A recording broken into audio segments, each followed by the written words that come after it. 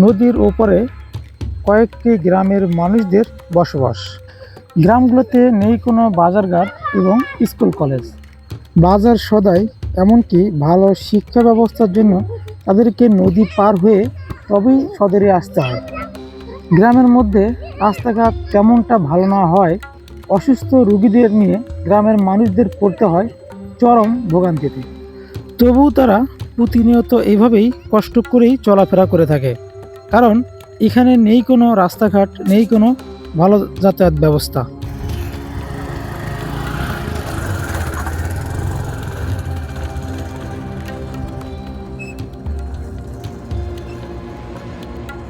মানুষের পারাপার চলাচল খুব সমস্যা, ওই পাড়ার লোক এই পারে আসা পায় না।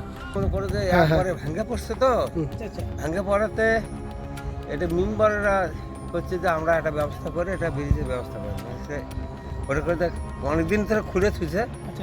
তা আজকে বোধ হয় মাল পানি আলো এলে এগুলো না, হ্যাঁ ওই বালু বালিগুলো এখন নৌকা করে পারাপার করা হবে। হ্যাঁ, নৌকা ছাড়া এটি তো আপনারা এই মেম্বারকে বলে অথবা মেম্বার চেয়ারম্যানকে বলে এখানে একটা কাঠের সেতু নির্মাণ করতে পারেন না, বা করা যায় না? এখানে এখানে যে কাঠের সেতু তো হয় না, বা কাঠের সেতু রাস্তা হলেও তো হচ্ছে। তো এখানে কাঠের সেতু কে করেছিল? ওই পাশে একটা ওটা করছিল যে ঠিক হিসেবে ছবি তুলেছি না। বন্ধুরা, আপনারা দেখতে পাচ্ছেন পাশেই কিন্তু একটি কাঠের সেতু।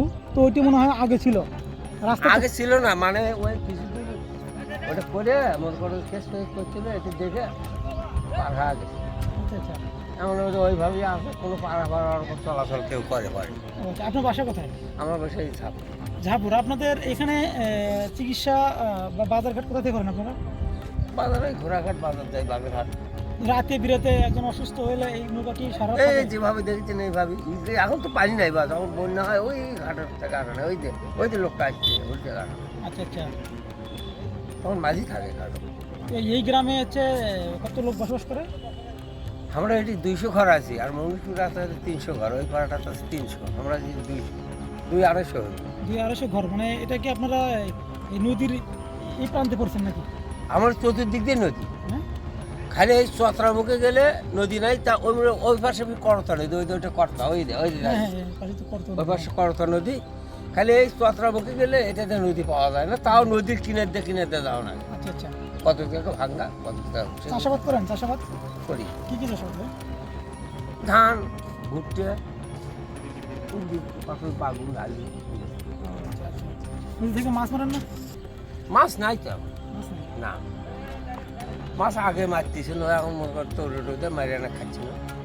এখন তো মাছই নেই, কেন মাছ নেই, মাছ। এই নদীতে রাখা হয় একটি নৌকা, যে নৌকায় নেই কোনো মাঝি। নিজেদেরকে একটি রশির সাহায্যে নৌকাটিকে নদীর এই প্রান্ত হতে টেনে টেনে ওই প্রান্তে নেওয়া হয়, আবার ওই প্রান্ত হতে টেনে টেনে নদীর এই প্রান্তে আনা হয়। তো মূলত এই গ্রামের মানুষজন তারা এইভাবেই চলাচল করে থাকে।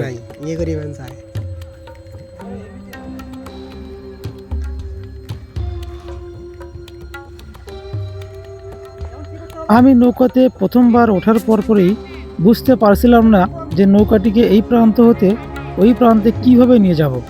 তো ওই প্রান্ত হতে কিছু লোকজন আমাকে শিখিয়ে দিল যে এখানে একটি রশি ধরে টানলেই নৌকাটি এই প্রান্ত হতে ওই প্রান্তে যাবে। কারণ আমি যখন প্রথমত নৌকায় উঠেছিলাম তখন দেখেই পুরোই হতবাক হয়েছিলাম, কারণ এই নৌকাতে ছিল না কোনো মাঝি। বা আমার মনে একটি প্রশ্ন হচ্ছিল যে নৌকাটি এই প্রান্ত হতে ওই প্রান্তে কে বা নিয়ে যায়। তো যখন আমাকে ওই প্রান্ত হতে কিছু লোকজন বলে দিল, তখনই আমি একটি রশির সাহায্যে টানতে টানতে নৌকাটিকে নদীর এই প্রান্ত হতে ওই প্রান্তে নিয়ে গেলাম।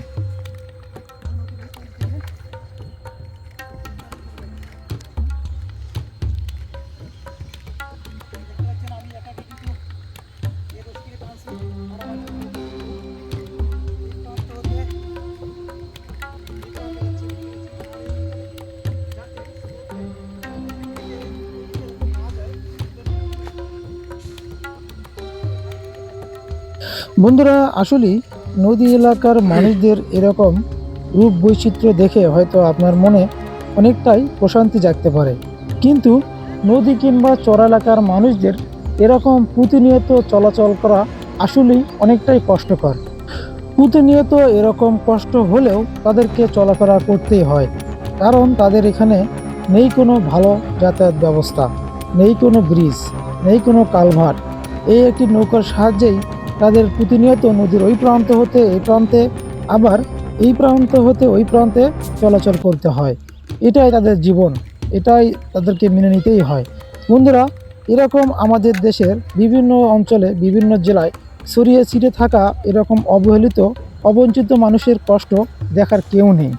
তো আসলেই সেজন্যই আমি এই ভিডিওটি ধারণ করেছি, যে আমাদের বাংলাদেশের বিভিন্ন অঞ্চলের, বিভিন্ন জেলার মানুষের কষ্টগুলো তুলে ধরার জন্য। তো বন্ধুরা, ভিডিওটি যদি আপনাদের কাছে ভালো লেগে থাকে তাহলে অবশ্যই একটি লাইক, একটি কমেন্ট, একটি শেয়ার করে দেবেন। ধন্যবাদ।